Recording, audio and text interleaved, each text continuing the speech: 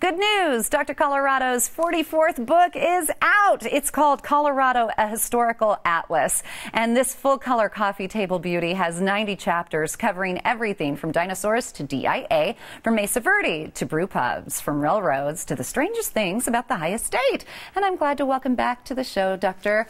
Tom Noel, otherwise known as Dr. Colorado. It's good to see you. You look fabulous. Thank you, Denise. So what's the story behind your latest book? Well, I always thought it would be fun to write a book about my favorite things, the most interesting, the most fascinating, the most unusual, the most interesting aspects of Colorado history. And you did it. It's out now. And each of the 90 chapters has a full-color glossy map. Is that right? Yeah, it was a wonderful format where you could map things, which is so obvious, like routes to the gold rush that you see here. And also there are color images that go with this. We were able to do the different maps over time.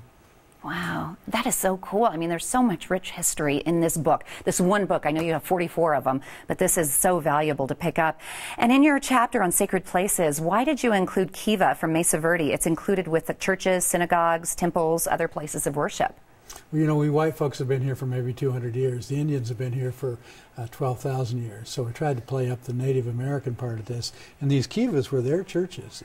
Their religious rites, and we often forget. We always start with the great white race and our first churches. So that was the first church. Yeah, they believe that the spirit, your spirit comes out of that hole, and then when you die, you go back to Mother Earth through that hole. Interesting. Wow, that's amazing. How did you handle controversial subjects like the Sand Creek Massacre? You know, I tried to be objective to present the reasons why Sand Creek happened, what was the thinking of the people there, but of course it's hard not to sympathize with the Indians. And there are some paintings as well. We have a great new sketch of this showing how they snuck up and chased all the ponies away first, so the Indians didn't have a chance of escape before slaughtering the men, women, and children. Goodness, that's so sad. And you have all the history in this book, his latest book too, that's out. I'll give you the information of where you can buy it. And then we know you love trains, so how many of the 90 chapters did you devote to railroading? The editor said no more than 3 chapters. Oh, really? You used all 3, didn't you? Right. Wow, that's a beautiful photo. Yeah, that's the Cumbres Toltec, my favorite. 64 miles long, 3 miles wide, our longest and skinniest National Register landmark. Why do you have such a love for trains? This is the train from nowhere to nowhere, from Antonito, Colorado to Chama, New Mexico. Nowhere to nowhere.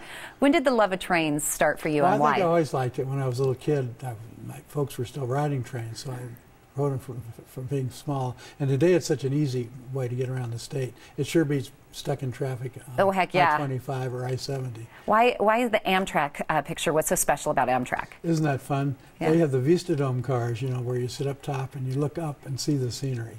And it's a fabulous way just to get to Glenwood Springs, the hot springs, or get to Grand Junction. Yeah, you offer some great railroad tours too. Here's the Durango Silverton, the most popular train of all. And it's been running every day ever since it started back in 1882. Wow. And this book actually looks like a guidebook, reference work, and a history lesson all in one. Do you hear a lot of people say that?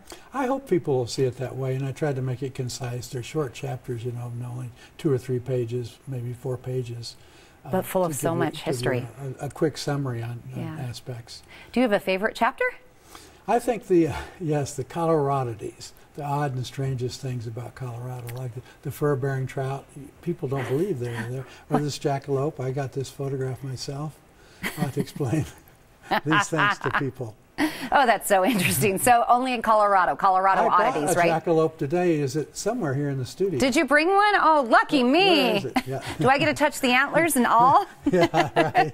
Where did you get the ideas for this book?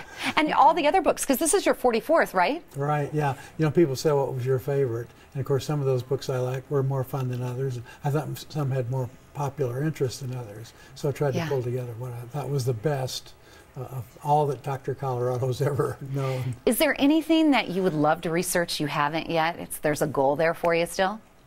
You know, one that's fascinating me now, and I did a chapter on brew pubs, is how fast they're growing and trying to keep up with each new brew pub and craft brewery. Hey, I'll do the research with that one. My husband Mike and I will come along with the brew pubs with you. We'll have a fun time researching that. Well, it's always fun to see you. Thank you for coming on, and congratulations again with your new book. Well, thank you. That's awesome. Dr. Colorado will be signing his newest book, Colorado, a Historical Atlas, tonight from 7 till 9 in Cherry Creek North at the Philadelphia Print Shop. And that's located at 201 Fillmore Street. Be sure to stop by for Tom's slideshow. There's also going to be wine, cheese, and a look around the fascinating shop. You can find out more on his website, dr-colorado.com. That's dr-colorado.com.